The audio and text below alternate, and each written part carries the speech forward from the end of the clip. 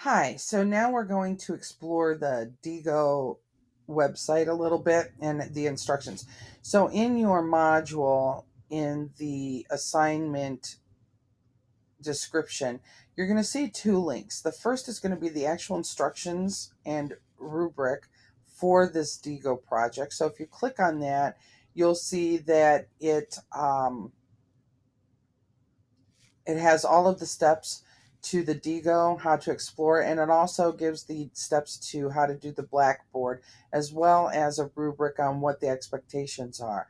You can read, I would suggest that you read this very carefully because it goes through what I did in the little bit more detail of what I did in the video for the Blackboard and what I'm doing for you here now.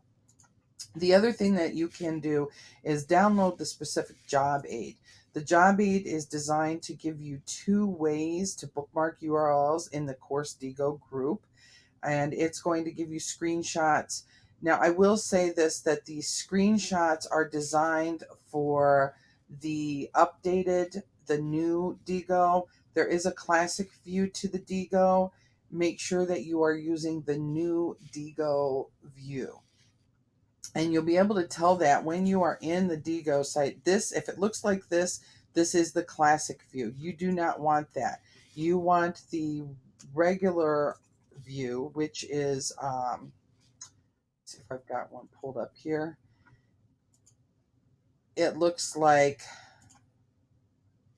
this. So you can see the difference between this view and this view. So this is the view that you want to be in because that's what the job aid is specifying. You can go to the classic view. I feel like some of you can figure it out on your own. But if you want specific instructions that go with the job aid going with the Diigo itself, I would suggest that you not be in the classic view. And you'll be able to see because up at the top it'll say go back to the classic view. That being said, let's go back here. So you have these instructions, this job aid. There's also, you can go and see what a user profile looks like. If you click on the link, it's going to show you, and of course this is still in the classic view. Let me see if I switch over here and go to, it'll show my profile and you'll see teacher and that I've been a member since 2012. And it'll see all of my bookmarks that I've got to this point.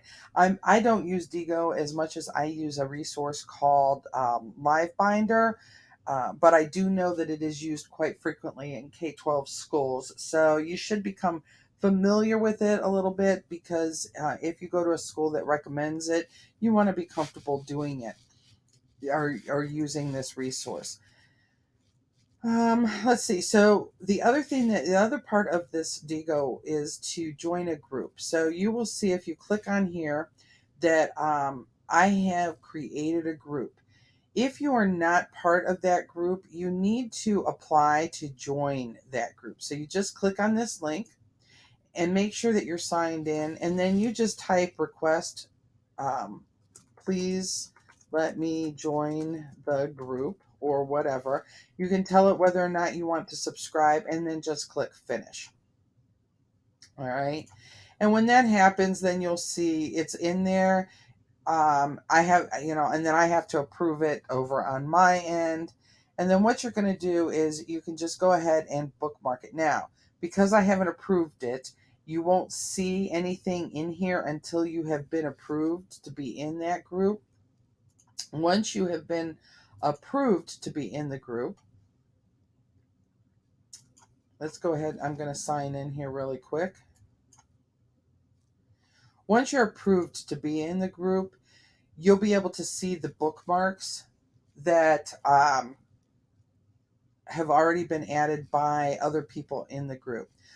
To add a bookmark is really easy. You're just going to click on bookmark and then you're going to just paste the URL. So let me go grab a bookmark really quick. I'm working on gaming in the classroom and game theory. So I'm just going to grab this random one and I'm going to go in and paste that. And then you're going to click next. You're going to add a title. I always add a comment.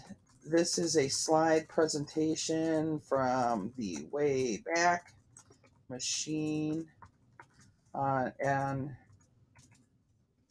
an introduction to game theory. And then you're going to add some tags. I recommend 2 or 3. In this case, I'm going to put gaming, game theory, and I'm also going to put archive. No, I'm not. I'm just going to put game theory and let's put game theory, prisoner dilemma. And then I'm going to post that. And what will happen is it will take and add your tags. You'll see that you can click on this and go to the actual site. And then you can also see any comments that other students have made.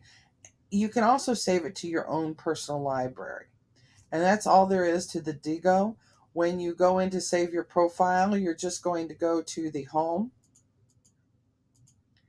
and you'll have my library, and it'll say Diigo user and then your name. If you have any questions, post them to the discussion group.